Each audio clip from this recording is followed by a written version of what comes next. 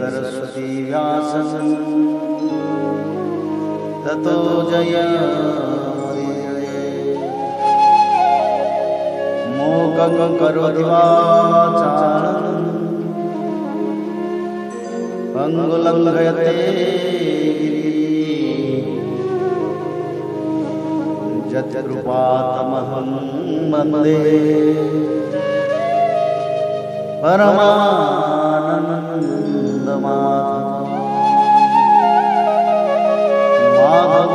माधवो वाक्यं माधवो हरि परन्ते साधवा नित्यं सकलकार्येषु जय जगन्नाथ। अथ अष्टमोध्याय। नरसिंह भगवान का प्रादुर्भाव, हिरण्यकशिपु का वध एवं ब्रह्मादि देवताओं द्वारा भगवान की स्तुति। नारद जी कहते हैं, प्रहलाद जी का प्रवचन सुनकर दैत्य बालकों ने उसी समय से निर्दोष होने के कारण उनकी बात पकड़ ली। गुरु जी की दूषित शिक्षा की ओर उन्होंने ध्यान ही ना दिया। जब गुरु जी ने देखा कि उन सभी विद्यार्थियों की बुद्धि एकमात्र भगवान में स्थिर हो रही है, तब वे बहुत घबराए और तुरंत हिरण्यकशिपु के पास जाकर निवेदन किया। अपने पुत्र प्रहलाद की इस असहाय और अप्रिय अनीति को सुनकर क्रोध के मारे उसका शरीर थर थर कांपने लगा। अंत में उसने यही निश्चय किया कि प्रहलाद को अब अपने ही हाथ से मार डालना चाहिए। मन और इंद्रियों को वश में रखने वाले प्रहलाद जी बड़ी नम्रता से हाथ जोड़कर चुपचाप हिरण्यकशिपु के सामने खड़े थे और तिरस्कार के सर्वथा अयोग्य थे। परंतु हिरण्यकशिपु स्वभाव से ही क्रूर था। वह पैर की चोट खाए हुए सांप की तरह फुफकारने लगा। उसने उनकी ओर पाप भरी टेढ़ी नज़र से देखा और कठोर वाणी से डांटते हुए कहा, मूर्ख, तू बड़ा उद्दंड हो गया है। स्वयं तो नीच है ही, अब हमारे कुल के और बालकों को भी फोड़ना चाहता है। तूने बड़ी ढिठाई से मेरी आज्ञा का उल्लंघन किया है। आज ही तुझे यमराज के घर भेजकर इसका फल चखाता हूँ। मैं तनिक सा क्रोध करता हूँ तो तीनों लोक और उनके लोकपाल कांप उठते हैं। फिर मूर्ख, तूने किसके बलबूते पर नीडर की तरह मेरी आज्ञा के विरुद्ध काम किया है? प्रहलाद जी ने कहा, दैत्यराज, ब्रह्मा से लेकर तिनके तक सब छोटे बड़े चर अचर जीवों को भगवान ने ही अपने वश में कर रखा है। ना केवल मेरे और आपके, बल्कि संसार के समस्त बलवानों के बल भी केवल वही हैं। वे ही महापराक्रमी सर्वशक्तिमान प्रभु काल है तथा समस्त प्राणियों के इंद्रिय बल, मनोबल, देह बल, धैर्य एवं इंद्रिय भी वही हैं। वही परमेश्वर अपनी शक्तियों के द्वारा इस विश्व की रचना, रक्षा और संहार करते हैं। वे ही तीनों गुणों के स्वामी हैं। आप अपना ये आसुर भाव छोड़ दीजिए। अपने मन को सबके प्रति समान बनाइए। इस संसार में अपने वश में ना रहने वाले कुमार्गगामी मन के अतिरिक्त और कोई शत्रु नहीं है। मन में सबके प्रति समता का भाव लाना ही भगवान की सबसे बड़ी पूजा है। जो लोग अपना सर्वस्व लूटने वाले इन 6 इंद्रिय रूपी डाकों पर तो पहले विजय नहीं प्राप्त करते और ऐसा मानने लगते हैं कि हमने 10 दिशाएं जीत ली, वे मूर्ख हैं। हाँ, जिस ज्ञानी एवं जितेंद्रिय महात्मा ने समस्त प्राणियों के प्रति समता का भाव प्राप्त कर लिया, उसके अज्ञान से पैदा होने वाले काम, क्रोध आदि शत्रु भी मर मिट जाते हैं। फिर बाहर के शत्रु तो रहे ही कैसे? हिरण्यकशिपु ने कहा, रे मंदबुद्धि, तेरे बहकने की भी अब हद हो गई है। ये बात स्पष्ट है कि अब तू मरना चाहता है, क्योंकि जो मरना चाहते हैं वे ही ऐसी बेसिर पैर की बातें बका करते हैं। अब आगे तूने मेरे सिवा जो और किसी को जगत का स्वामी बतलाया है, सो देखूं तो तेरा वह जगदीश्वर कहाँ है? अच्छा, क्या कहा वह सर्वत्र है? तो इस खंभे में क्यों नहीं दिखता? अच्छा, तुझे इस खंभे में भी दिखाई देता है? अरे, तू क्यों इतनी डींग हाँक रहा है? मैं अभी अभी तेरा सिर धड़ से अलग किए देता हूँ। देखता हूँ तेरा वह सर्वस्व हरि, जिस पर तुझे इतना भरोसा है, तेरी कैसे रक्षा करता है। इस प्रकार वह अत्यंत बलवान महादैत्य भगवान के परम प्रेमी प्रहलाद को बार बार झटकियाँ देता और सताता रहा। जब क्रोध के मारे वह अपने को रोक न सका, तब हाथ में खड्ग लेकर सिंहासन से कूद पड़ा और बड़ी जोर से उस खंबे को एक घूसा मारा। उसी समय उस खंबे में एक बड़ा भयंकर शब्द हुआ। ऐसा जान पड़ा मानो ये ब्रह्मांड ही फट गया हो। वह ध्वनि जब लोकपालों के लोक में पहुंची, तब उसे सुनकर ब्रह्मादि को ऐसा जान पड़ा मानो उनके लोकों का प्रलय हो रहा हो। हिरण्यकशिपु प्रहलाद को मार डालने के लिए बड़ी जोर से झपटा था, परंतु दैत्य सेनापतियों को भी भय से कंपा देने वाले उस अद्भुत और अपूर्व घोर शब्द को सुनकर वह घबराया हुआ सा देखने लगा कि ये शब्द करने वाला कौन है, परंतु उसे सभा के भीतर कुछ भी दिखाई न पड़ा। इसी समय अपने सेवक प्रहलाद और ब्रह्मा की वाणी सत्य करने और समस्त पदार्थों में अपनी व्यापकता दिखाने के लिए सभा के भीतर उसी खंबे में बड़ा ही विचित्र रूप धारण करके भगवान प्रकट हुए। वह रूप ना तो पूरा पूरा सिंह ही था और ना मनुष्य का ही था। जिस समय हिरण्यकशिपु शब्द करने वालों की इधर उधर खोज कर रहा था, उसी समय खंबे के भीतर से निकलते हुए उस अद्भुत प्राणी को उसने देखा। वह सोचने लगा, ओह, ये ना तो मनुष्य और ना पशु, फिर ये नरसिंह के रूप में कौन सा अलौकिक जीव है। जिस समय हिरण्यकशिपु इस उधेड़ बुन में लगा हुआ था, उसी समय उसके बिल्कुल सामने ही नरसिंह भगवान खड़े हो गए। उनका वह रूप अत्यधिक भयावना था। तपाए हुए सोने के समान पीली पीली भयानक आंखें थीं। जवाई लेने से गर्दन के बाल इधर उधर लहरा रहे थे। दाढ़ें बड़ी विकराल थी। तलवार की तरह लपलपाती हुई छुरे की धार के समान तीखी जीभ थी। टेढ़ी बाहों से उनका मुख और भी दारुण हो रहा था। कान निश्चल एवं ऊपर की ओर उठे हुए थे। फूली हुई नासिका और खुला हुआ मुंह पहाड़ की गुफा के समान अद्भुत जान पड़ता था। फटे हुए जबड़ों से उसकी भयंकरता बहुत बढ़ गई थी। विशाल शरीर स्वर्ग का स्पर्श कर रहा था। गर्दन कुछ नाटी और मोटी थी। छाती चौड़ी और कमर बहुत पतली थी। चंद्रमा की किरणों के समान सफ़ेद रोए सारे शरीर पर चमक रहे थे। चारों ओर सैकड़ों भुजाएं फैली हुई थी, जिनके बड़े बड़े नख आयुध का काम देते थे। उनके पास फटकने तक का साहस किसी को ना होता था। चक्र आदि अपने निज आयुध तथा वज्र आदि अन्य श्रेष्ठ शस्त्रों के द्वारा उन्होंने सारे दैत्य दानवों को भगा दिया।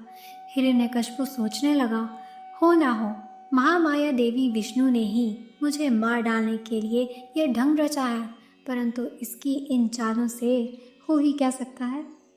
इस प्रकार कहता और सिंहनाद करता हुआ दैत्यराज हिरण्यकशिपु हाथ में गदा लेकर नरसिंह भगवान पर टूट पड़ा, परंतु जैसे पतिंगा आग में गिरकर अदृश्य हो जाता है, वैसे ही वह दैत्य भगवान के तेज के भीतर जाकर लापता हो गया। समस्त शक्ति और तेज के आश्रय भगवान के संबंध में ऐसी घटना कोई आश्चर्यजनक नहीं है, क्योंकि सृष्टि के प्रारंभ में उन्होंने अपने तेज से प्रलय के निमित्त भूत तमोगुण रूपी घोर अंधकार को भी पी लिया था। तदनंतर वह दैत्य बड़े क्रोध से लपका और अपनी गदा को बड़े जोर से घुमाकर उसने नरसिंह भगवान पर प्रहार किया। प्रहार करते समय ही जैसे गरुड़ सांप को पकड़ लेते हैं, वैसे ही भगवान ने गदा सहित उस दैत्य को पकड़ लिया। वे जब उसके साथ खिलवाड़ करने लगा, तब वह दैत्य उनके हाथ से वैसे ही निकल गया जैसे क्रीड़ा करते हुए गरुड़ के चंगुल से सांप छूट जाए। युधिष्ठिर उस समय सब के सब लोकपाल बादलों में छिपकर इस युद्ध को देख रहे थे। उनका स्वर्ग तो हिरण्यकशिपु ने पहले ही छीन लिया था। जब उन्होंने देखा कि वह भगवान के हाथ से छूट गया, तब वे और भी डर गए। हिरण्यकशिपु ने भी यही समझा कि नरसिंह ने मेरे बलवीर्य से डरकर ही मुझे अपने हाथ से छोड़ दिया है। इस विचार से उसकी थकान जाती रही और वह युद्ध के लिए ढाल तलवार लेकर फिर उनकी ओर दौड़ पड़ा। उस समय वह बाज की तरह बड़े वेग से ऊपर नीचे उछल कूद कर इस प्रकार ढाल तलवार के पैंतरे बदलने लगा कि जिससे उस पर आक्रमण करने का अवसर ही ना मिले। तब भगवान ने बड़े ऊंचे स्वर से प्रचंड और भयंकर अट्टहास किया, जिससे हिरण्यकशिपु की आंखें बंद हो गई। फिर बड़े वेग से झपटकर भगवान ने उसे वैसे ही पकड़ लिया जैसे सांप चूहे को पकड़ लेता है। जिस हिरण्यकशिपु के चमड़े पर वज्र की चोट से भी खरोंच नहीं आई थी, वही अब उनके पंजे से निकलने के लिए जोर से छटपटा रहा था। भगवान ने सभा के दरवाजे पर ले जाकर उसे अपनी जांघों पर गिरा लिया और खेल खेल में अपने नखों से उसे उसी प्रकार फाड़ डाला जैसे गरुड़ महाविषधर सांप को चीर डालते हैं। उस समय उनकी क्रोध से भरी विकराल आंखों की ओर देखा नहीं जाता था। वे अपनी लपलपाती हुई जीभ से फैले हुए मुंह के दोनों कोने चाट रहे थे। खून के छींटों से उनका मुंह और गर्दन के बाल लाल हुए थे।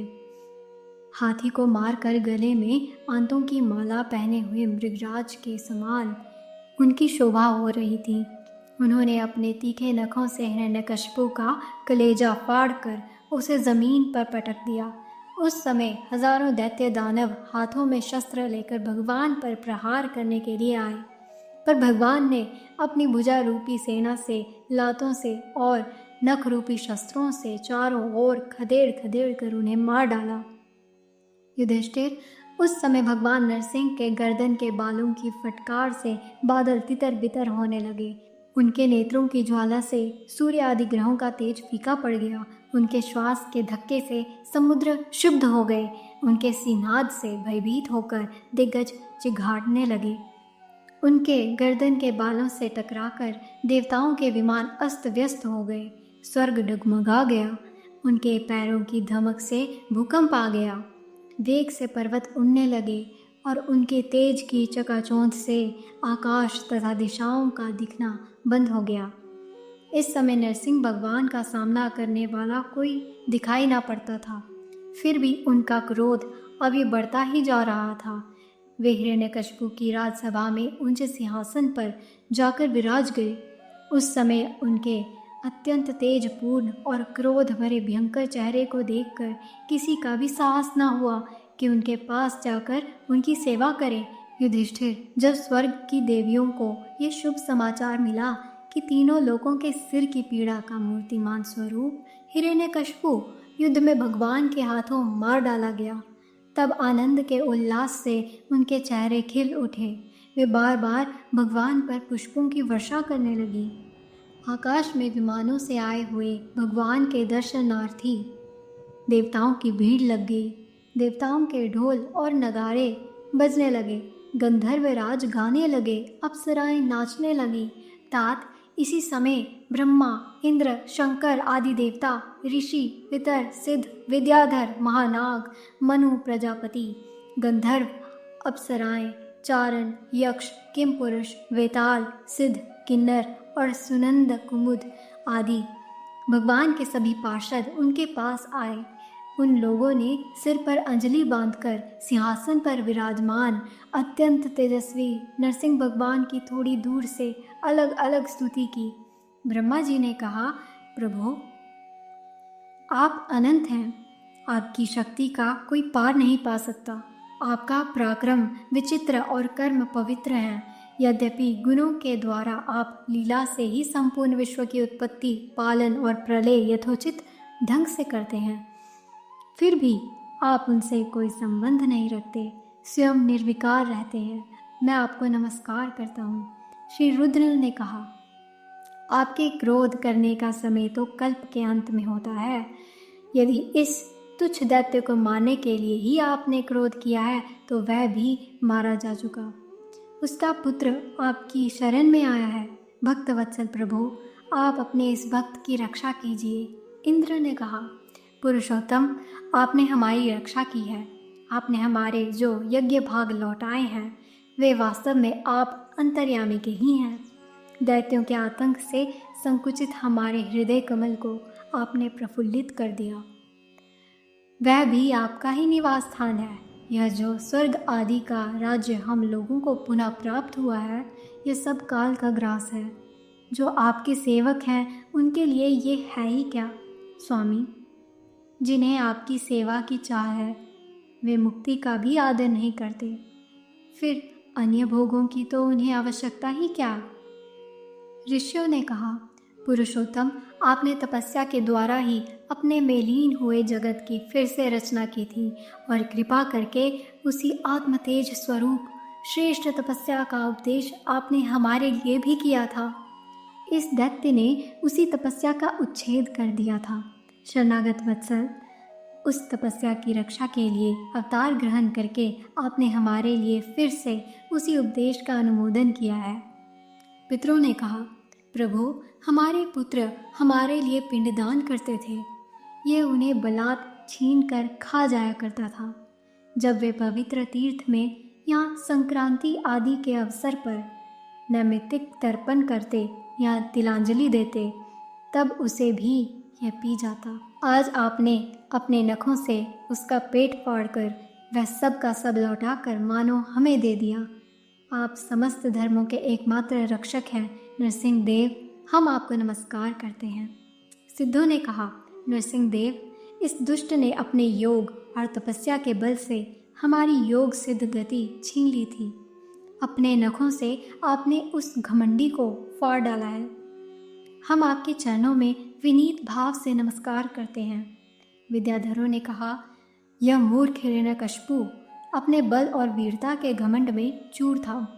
यहाँ तक कि हम लोगों ने विविध धारणाओं से जो विद्या प्राप्त की थी उसे इसने व्यर्थ कर दिया था। आपने युद्ध में यज्ञ पशु की तरह इसको नष्ट कर दिया। अपनी लीला से नरसिंह बने हुए आपको हम नित्य निरंतर प्रणाम करते हैं। नागों ने कहा, इस पापी ने हमारी मणियों और हमारी श्रेष्ठ और सुंदर स्त्रियों को भी छीन लिया था। आज उसकी छाती फाड़कर आपने हमारी पत्नियों को बड़ा आनंद दिया है। प्रभु, हम आपको नमस्कार करते हैं। मनुओं ने कहा, देवादिदेव, हम आपके आज्ञाकारी मनु हैं। इस दैत्य ने हम लोगों की धर्म मर्यादा भंग कर दी थी। आपने उस दुष्ट को मारकर बड़ा उपकार किया है। प्रभु, हम आपके सेवक हैं, आज्ञा कीजिए, हम आपकी क्या सेवा करें। प्रजापतियों ने कहा, परमेश्वर, आपने हमें प्रजापति बनाया था, परंतु इसके रोक देने से हम प्रजा की सृष्टि नहीं कर पाते थे। आपने इसकी छाती फाड़ डाली और ये ज़मीन पर सर्वदा के लिए सो गया। सत्यमय मूर्ति धारण करने वाले प्रभु, आपको यह अवतार संसार के कल्याण के लिए है।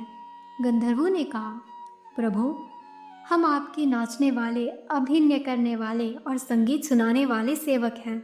इस दैत्य ने अपने बल, वीर्य और पराक्रम से हमें अपना गुलाम बना रखा था। उसे आपने इस दशा को पहुंचा दिया। सच है, कुमार्ग से चलने वाले का भी क्या कभी कल्याण हो सकता है। चारणों ने कहा, प्रभु, आपने सज्जनों के हृदय को पीड़ा पहुंचाने वाले इस दुष्ट को समाप्त कर दिया। इसलिए हम आपके उन चरण कमलों की शरण में हैं, जिनके प्राप्त होते ही जन्म मृत्यु रूप संसार चक्र से छुटकारा मिल जाता है। यक्षों ने कहा, भगवान, अपने श्रेष्ठ कर्मों के कारण हम लोग आपके सेवकों में प्रधान गिने जाते थे, परंतु हिरण्यकशिपु ने हमें अपनी पालकी ढोने वाला कहार बना लिया। प्रकृति के नियामक परमात्मा इसके कारण होने वाले अपने निज जनों के कष्ट जानकर ही आपने इसे मार डाला है। किम पुरुषों ने कहा, हम लोग अत्यंत तुच्छ किम पुरुष हैं और आप सर्वशक्तिमान महापुरुष हैं। जब सत्पुरुषों ने इसका तिरस्कार किया, इसे धिक्कारा, तभी आज आपने इस कुपुरुष असुरधम को नष्ट कर दिया। वैतालिकों ने कहा, भगवान, बड़ी बड़ी सभाओं और ज्ञान यज्ञों में आपके निर्मल यश का गान करके हम बड़ी प्रतिष्ठा पूजा प्राप्त करते थे। इस दुष्ट ने हमारी वह आजीविका ही नष्ट कर दी थी। बड़े सौभाग्य की बात है कि महारोग के समान इस दुष्ट को आपने जड़मूल से उखाड़ दिया। किन्नरों ने कहा, हम किन्नरगण आपके सेवक हैं। ये दैत्य हमसे बेगार में ही काम लेता था। भगवान, आपने कृपा करके आज इस पापी को नष्ट कर दिया। प्रभु, आप इसी प्रकार हमारा अभ्युदय करते रहें। भगवान के पार्षदों ने कहा, शरणागत वत्सल, संपूर्ण लोगों को शांति प्रदान करने वाला आपका ये अलौकिक नरसिंह रूप हमने आज ही देखा है। भगवत, ये दैत्य आपका वही आज्ञाकारी सेवक था जिसे सनकादि ने शाप दे दिया था। हम समझते हैं आपने कृपा करके इसके उद्धार के लिए ही इसका वध किया है। इति श्रीमद्भागवते महापुराणे पारमहंस्यां संहितायां सप्तम स्कंदे प्रह्लादनुचरिते दैत्यराजवधे नरसिंहसत्त्वो नाम अष्टमोऽध्यायः।